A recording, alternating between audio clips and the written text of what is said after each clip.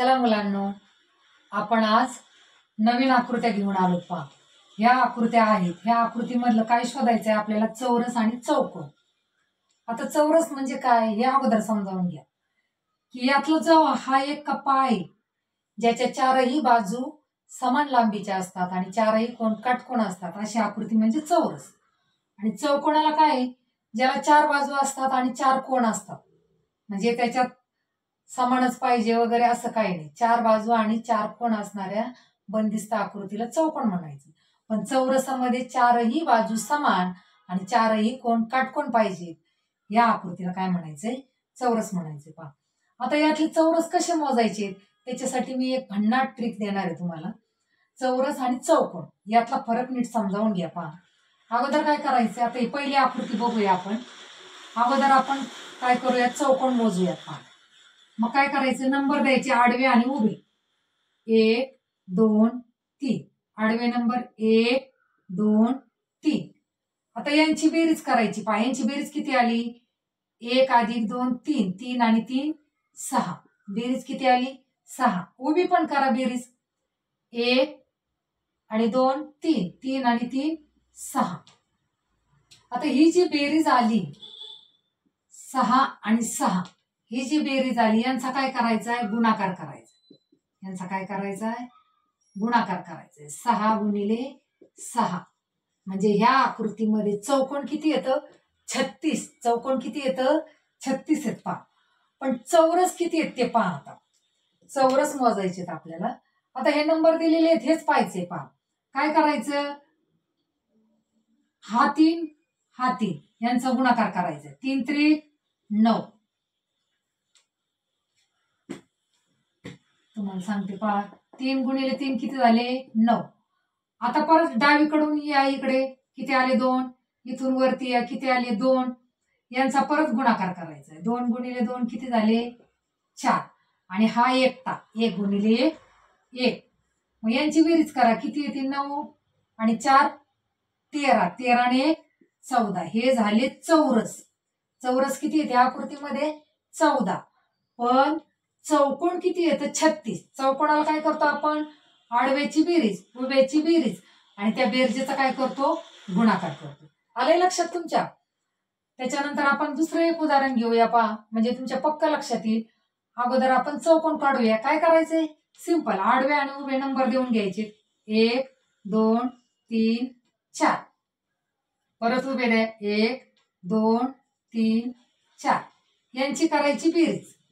काय करायची? बेरीज करायची. पहा 2 आणि 1 3. 3 आणि 3 6. 6 आणि 4 10. आणि ही उभी पण बेरीज किती येईल? 10. 10 आणि 10 यांचा काय करायचा आहे? गुणाकार. मग 10 आणि 10चा गुणाकार किती? 100. म्हणजे ह्या आकृतीमध्ये चौकोन किती आले? 100 आले. पहा पण ह्या आकृतीमध्ये चौरस काढायचे आपल्याला. चौरस काढताना काय करायचंय? डावीकडचा पहिला अंक घ्यायचा, उभ्यातला पहिला अंक घ्यायचा, यांचा करायचा गुणाकार. 4 चोक 16. परत या इकडं डावीकडं 3, यावरती 3. 3चा आणि 3चा गुणाकार 3 त्रिक 9. यावरती 2, या डावीकडं 2. 2चा आणि 2चा गुणाकार केला 2 दुणे 4. आणि हा 1 × 1 म्हणजे या पद्धतीने 1 येणार. पहा मग यांची बेरीज करा. 9 आणि 1 10. 10 आणि 4 14. 14 आणि 6 20. हातचे आले 2. 2 आणि 1 3. म्हणजे ह्या आकृतीमध्ये चौरस किती येतं? 30 येतं. चौरस किती येतं? 30 आहेत. आणि चौकोन किती येतं? 100 आहे. पहा आता थोडीशी वेगळी आकृती घेऊया. पहा आपण थोडीशी वेगळी आकृती घेऊया जिच्यामध्ये समान अंक तुम्हाला समान घरं दिसणार नाहीयेत. पहा आता आडवे पाहिले तर 3 घरं आहेत, उभे पाहिले तर 5 घरं आहेत. मग अशा वेळेस काय करायचं चौरस काढताना ते पण बघूया आपण. पहा 1 2 3. 1 2 3 4 5. आता यांची बेरीज किती आली? 6. आणि यांची बेरीज किती येईल? पहा 3. 3 आणि 3 6. 6 आणि 4 10. 10 आणि 5 15. 10 आणि 5 15. आता या 15चा आणि याचा काय करायचा आहे, गुणाकार करायचा आहे. 15चा आणि 6चा काय करायचा आहे, गुणाकार करायचा आहे. म्हणजे आपल्याला काय निघणार आहे, 6 पंचे 30, हातचे आले 3, 6 1 6 आणि 3 9 आणि 15चा पाडापाठ असेल तर लगेच काढता येईल. 15 सखी 90. हे झाले चौकोन. हे काय झाले, चौकोन झाले. हे काय झाले, चौकोन.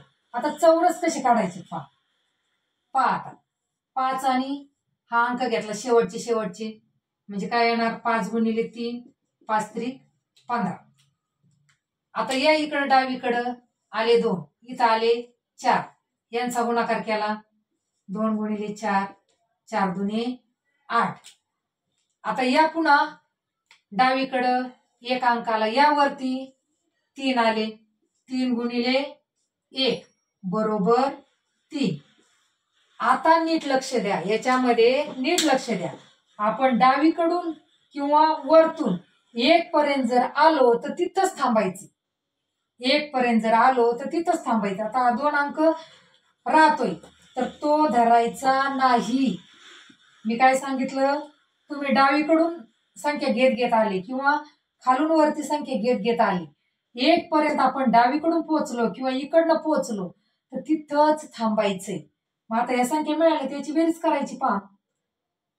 8 आणि 5 13, 14 15 16, हातचा आला 1, 1 आणि 1 2.